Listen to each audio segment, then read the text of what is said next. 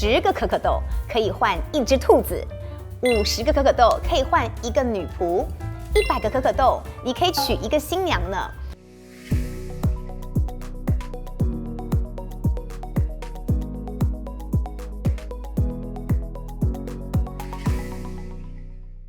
大家好，欢迎来到品味之境的 Border of Taste， 我是以棒。今天要讲的主题是巧克力，没错。巧克力呢，跟咖啡、跟茶叶都跟人类已经相处超过3000年的历史了。但是巧克力真正成为可以被吃的美食，就是这90年的事。所以前面这2900年都在干嘛呢？没错，巧克力是拿来用喝的哟。前面这2900年，巧克力呢，它全部都是磨碎之后呢，加一点点肉桂，加一点点辣椒，然后呢是拿来喝的。因为在阿兹迪克年代，大约2500年前左右，巧克力呢是众神的食物，所以在希腊的文明 cacao， 它的意思就是 the food of God， 神的食物。也因此，当时是谁可以吃巧克力，谁可以喝巧克力？战士、酋长，或者是你要嫁女儿，就知道其实巧克力在他们的心目中有多么神圣跟崇高的地位。甚至在中南美洲，巧克力都一直当成是货币来使用。10个可可豆可以换1只兔子，50个可可豆可以换1个女仆，100个可可豆你可以娶1个新娘呢。而这个当货币使用是一直沿用到1858年。巧克力的英文呢叫做 cacao， 或者是 cocoa。只有英文呢，它有2个不同的意思。cacao 大部分是在讲树种，它是从树出来的可可豆，而 cocoa 就是已经被生化成是可食用的，不管是可可粉或者是可可浆。所以 cocoa 跟 cacao 都是巧克力的名词。第一个发现巧克力的欧洲人就是哥伦布。可是因为他当时从洪都拉斯前往到印度的时候，阿兹迪克人送了他一大堆的可可豆，因为这是一个敬奉神的食物嘛。可他以为是杏仁，他不懂这个语言，他就把这些全部丢到海里，因为他要前往印度去。20年后，哥伦布的第2个儿子才发现，哇，原来我爸爸丢的是一个非常珍贵的可可豆。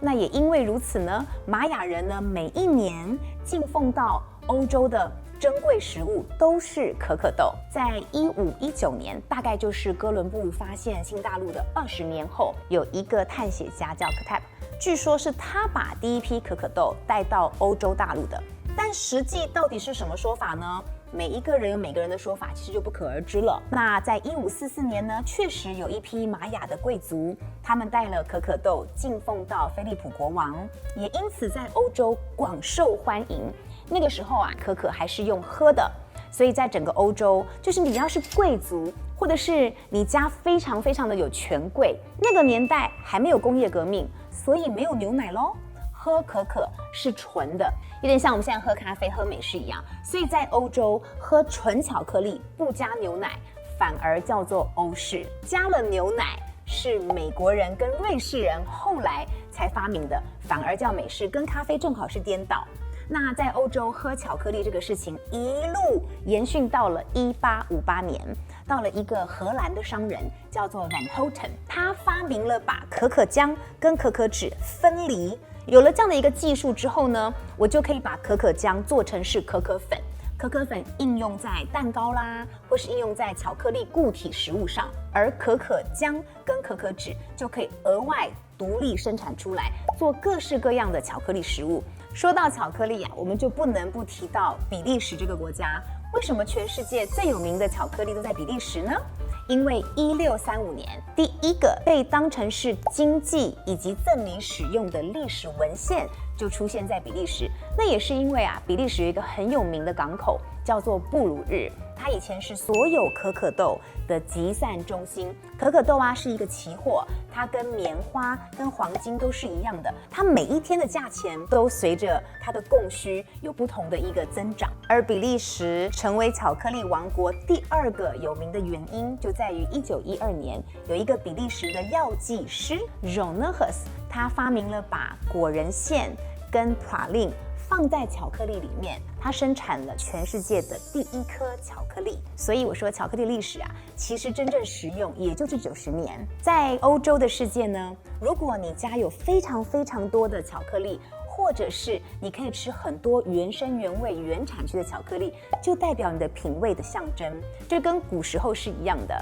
你家有多少可可豆，你可以每天或是每个月食用多少杯的巧克力饮品，代表你的贵族性跟你们家的富有的程度。经过了工业革命之后，1848年，瑞士的商人 Daniel Peter 开始把牛奶放进了巧克力里面，于是就生成了我们现在的牛奶巧克力。其实牛奶巧克力啊，不只是在商业上广为使用，在军队啊会带一些牛奶巧克力片，因为它比较好入口，它比较不像黑巧克力片这么的涩味，或者是说纯度这么的浓。在世界上呢，巧克力目前为止分成3大种。第一种呢就是黑巧克力，所谓的黑巧克力呢，就是你的可可浆要超过55%以上。55%的意思代表55%的可可浆加上45%的糖，它加起来要等于是100。假设今天我跟你说，我现在吃的是70%的黑巧克力，就代表我这个黑巧克力的糖分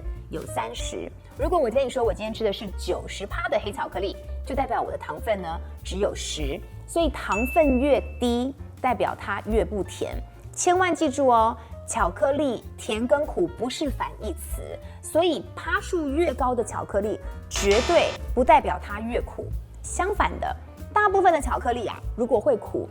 大概就只有2个原因。第一个，曝晒的时候，我明明跟你说48小时要回来拿，结果你太开心了，你忘记回来收豆子了，导致可可豆过度曝晒。因为可可豆过度曝晒，它的酸性被出来了，就会产生苦味。或者是第2个原因，很多亚洲人认为趴数越高的巧克力一定要越苦，越苦等于越健康，所以就很多亚洲的食品会把巧克力加上苦味剂，是为了符合这些亚洲人的味蕾。其实真正好的巧克力就跟红酒很像，你不可能买一瓶非常贵的红酒，然后说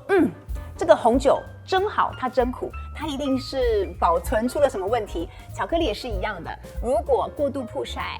会产生苦味，或者是硬加了化学的苦味剂，也会产生苦味。所以巧克力真正到浓度很高100%是什么呢？它是一种土味性很强、非常浓郁的可可味，非常厚实，甚至会有一点点微酸。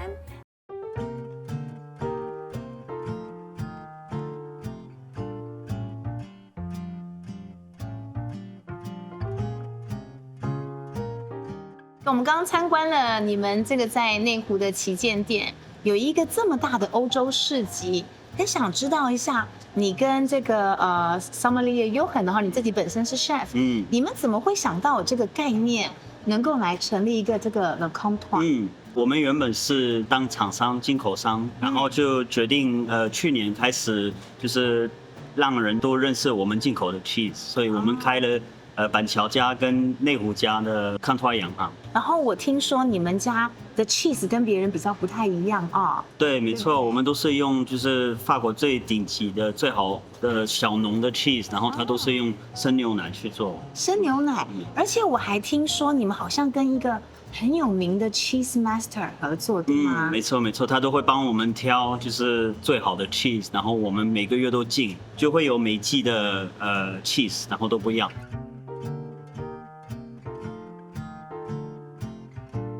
那因为巧克力它是一种植物，所以它附近种植什么土壤会吸一些什么味道。所以譬如说我们都知道圣多美附近有种非常多的柑橘，于是圣多美岛的黑巧克力，你吃起来它的中味就会有柑橘味。同样的，象牙海岸大家都知道，它附近种很多橡树，也种植很多香草，所以象牙海岸的黑巧克力吃起来，居然会有一点点香草味。同样的，如果是在乌干达的产地，土壤比较贫瘠，比较碱性，那它的味道就会比较多一点点烟熏味，或者是咖啡味会比较重。那讲到了刚刚是黑巧克力的趴数，现在一般人最喜欢的呢，大部分小朋友也比较喜欢的，还是牛奶巧克力。牛奶巧克力呢，就是有加黑巧克力浆，加上牛奶，加上糖，它的全部的比例加起来要是100，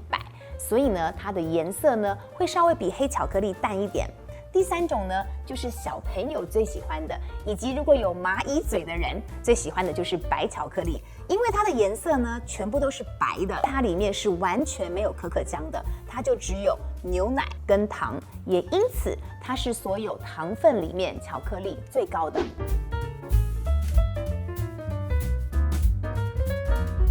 这4年来，世界上发明了第4种巧克力，叫做红宝石巧克力、粉红巧克力。如果有兴趣的话，我们下一集会介绍。经过了这90年来，人们跟巧克力的爱恋交织，巧克力现在呢会呈现几种不同的形状。第一个还是一个 bar 状的，不管是70克或者是100克，它是一种长条的形状，也是现在欧美人家里最常会有的巧克力 bar。其次啊，就是你在所有的精品百货公司，或者是你去任何的比利时或是法国的街边小店，你都会看到的所谓的夹心巧克力或者是松露巧克力。松露巧克力不是里面有加松露哦，是它的形状长的是松露型巧克力。